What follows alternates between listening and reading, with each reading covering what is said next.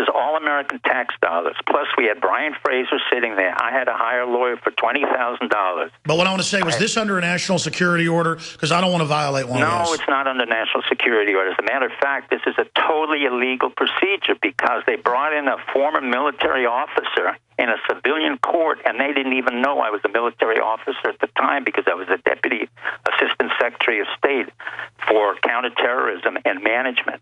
And so what happened is the military, the CIA, our Justice Department, State Department completely abandoned me as a former officer of the military, and now they're saying that they never leave anybody behind. It's an absolute lie. General Dempsey should resign.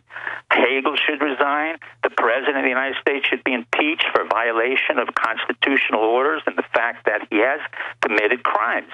This person that they exchanged prisoners for was a deserter.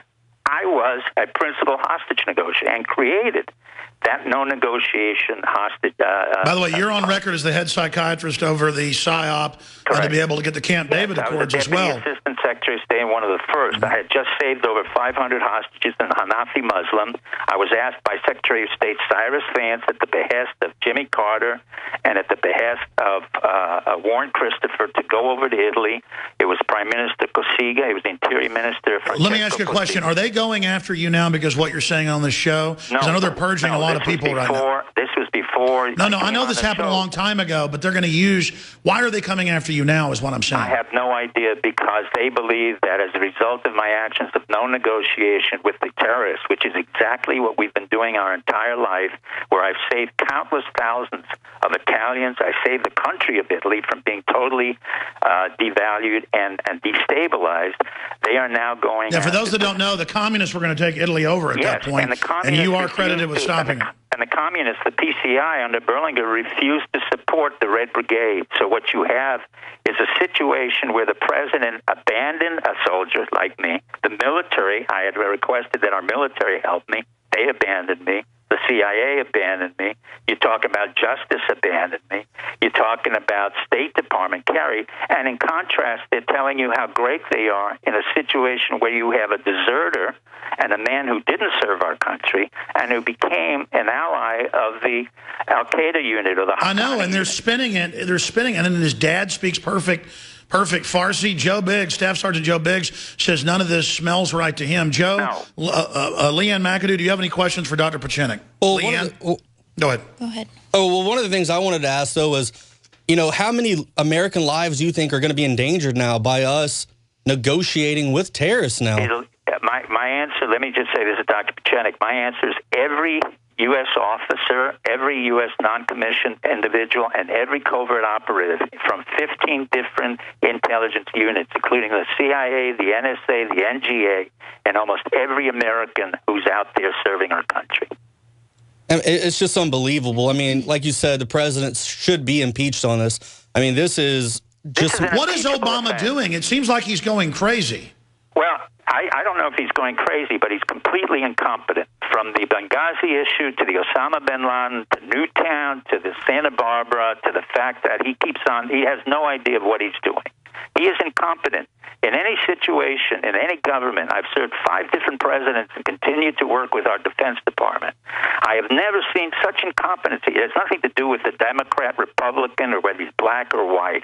The man has never had any experience. He's never managed the system, and he has no idea of what our history is. He's also got a bunch of foundation heads who've never even been in the military, and I'm not putting them down that they're women, but it is a bunch of women, that he's got running the State Department and everything who just want to have, it seems crazy.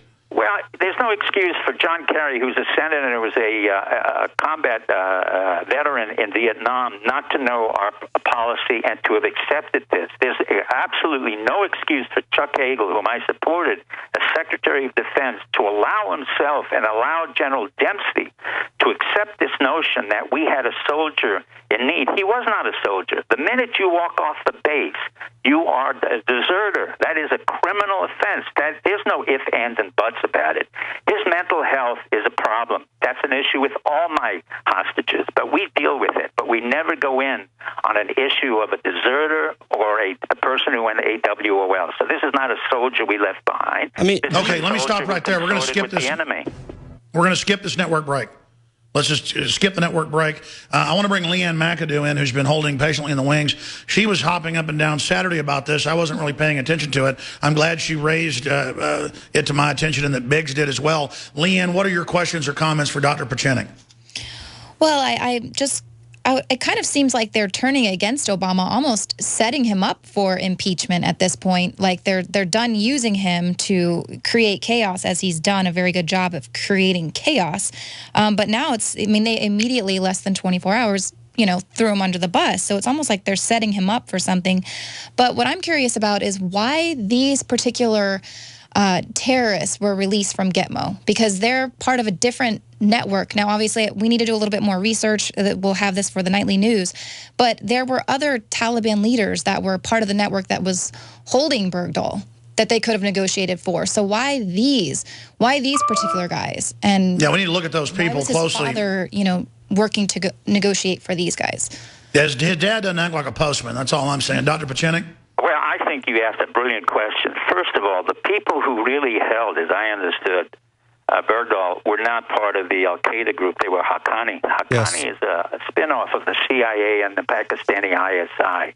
And we, ironically, have been working with them, or the U.S. governments were working with Haqqani for a long time. So this administration had a very good idea of what was happening to Bergdahl for a long time. But your point about releasing these terrorists who are not part of the Haqqani, they are real old-line killers and very professional killers who've killed thousands of Shiites. And when they go out again, they will kill again.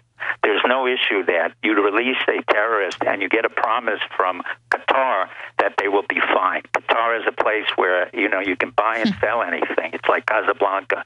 But let me raise this to Dr. Pieczenik. Yeah, but in Qatar, though, that's a spot where they send soldiers for mid-tour leave. So you're going to have soldiers in Qatar, and you're going to have these 5 terrorists who hate America running around out there having a field day. Correct. And then how can we guarantee that this government can even, keep dibs on these guys? I mean, let me throw this out. Well, they may have been turned or something, but the point is, we don't know that, or we can get Pieczenik's take on it. Here's my issue. We're seeing a public reset with Libya, Syria, and all these other proxy wars to try to put al-Qaeda and jihadis out of Saudi Arabia in charge all over the Middle East to destabilize things further, overthrow more stable governments. I know Pieczenik was actually arrested by Assad's dad, so he's not a big fan of him, but I want to get his take on this. This looks like a public reset to me with al-Qaeda affiliated groups. I understand the Haqqani group goes back to 79 as Zbigniew Brzezinski and the administration you were first in, but expand on that. Dr. Pieczenik, does this feed into the reset I see happening with al-Qaeda? Well, what's happening is al-Qaeda is becoming stronger and stronger, and Obama can't admit that, and that was the issue with Benghazi. What happened in Benghazi was that we didn't have really an embassy then. We had a house where we were interrogating the terrorists and basically shipping guns into Syria, which is what we're doing again. We have no policy, and I think what the person said correctly is we're not imploding the president. The president is imploding himself. He has no control of what's going on. The CIA has no real intelligence. They're shipping guns into the system, and they're increasing the volatility of the area by really incompetency. And what's happening now is we have to probably go in at some point in order to control it. But right now we have CIA operatives in Jordan who are determining which terrorists can go in there and who are moderate, which is absolutely absurd.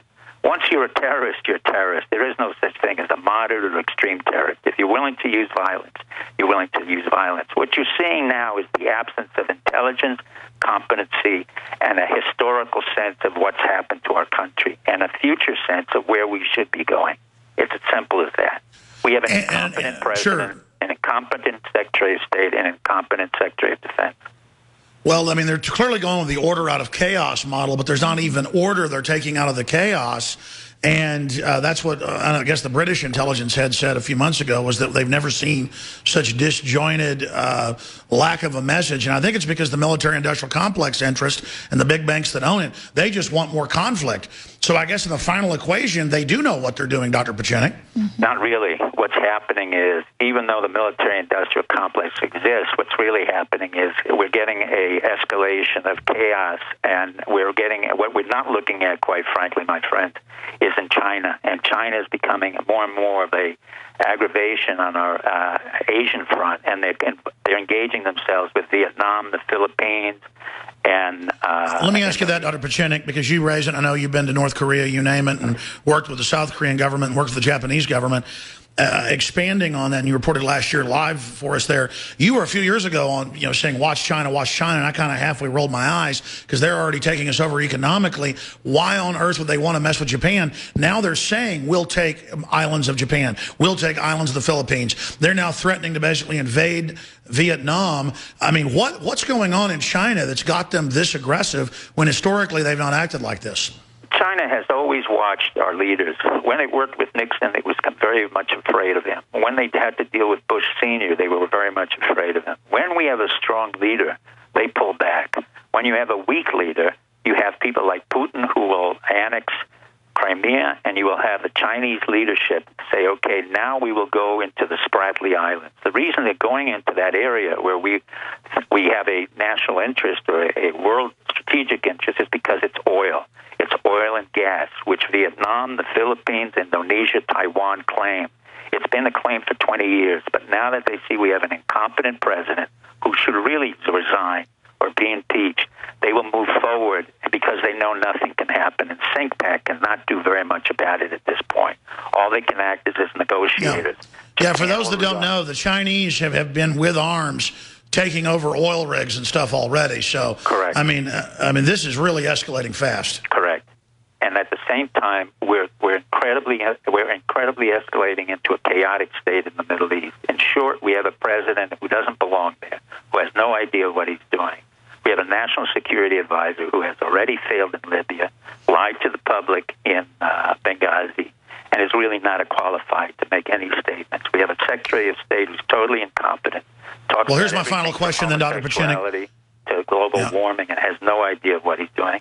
And we have Hagel, who has done absolutely nothing. In short, we do not have a government, but we're paying a lot of money for incompetency. Right. Leanne McAdoo, Staff Sergeant Joe Biggs, final questions for Dr. Pachenik or final statements? Well, I think, for me personally, I feel like the globalists, they're done with Obama. I mean, I really feel like he has created so much chaos, and now with just the media kind of turning on him and not just accepting the story, this guy's a hero, let's move on. This is big, and the fact that he did all of this without going through the proper 30-day, you got to notify Congress, change that in the NDAA in December, made that to where he can kind of fast track it. So this whole thing is it's just very fishy. And I agree, but don't think the networks behind Obama are going to not give up power. They could stage a false flag and try to use that to get their butt out of the fire. Right. Biggs, any other comments? Because I want to get Pachenik's take on a false flag. Oh, I'm just curious as to whether or not they're going to somehow spin this to make him a hero, or in fact, are they going to actually punish him as a deserter like he should be? They're going to spin him as a hero, but the irony, what you just brought out is an excellent point. The more they make him a hero, I can guarantee you from his own personal dynamics, and I've dealt with a lot of hostages who were not heroes, none of whom was as treasonous as this gentleman was. He will commit suicide at some point. There's no question about it, because he knows very well he was treasonous, he was AWOL, and he consorted with the enemy. I've never met a hostage who could not speak English after years of being incarcerated with their terrorists. I've never seen that. And what it means, in fact, is that he became one of them. They never tortured him. They never harmed him. He knows that. He admitted it. Yeah, they chop people's heads off all the time, but he's left unscathed. Right. He's left unscathed. And the first words that are, words of Arabic and then Pashtun, and the inability to speak English tells me that he went completely to the other side willingly. And by the way, his dad knows that, because he said, you need to, like a diver coming up too quick, you could end up dying. So I guess the Army doctors are telling him that, Dr. Pachenik? Well, what's happening is his dad basically intimidated Obama and the administration, because what happened is this man should never have been recruited into the Army. This was a very sweet boy. He was an ex-ballet dancer, dancing in the Nutcracker Suite, and he was a free spirit who grew up in a cabin lodge with no phones, nothing else. His father was kind of a hippie, and that's all fine. When he went to the recruiter told him, no, we in the Army are basically like the Peace Corps, but we have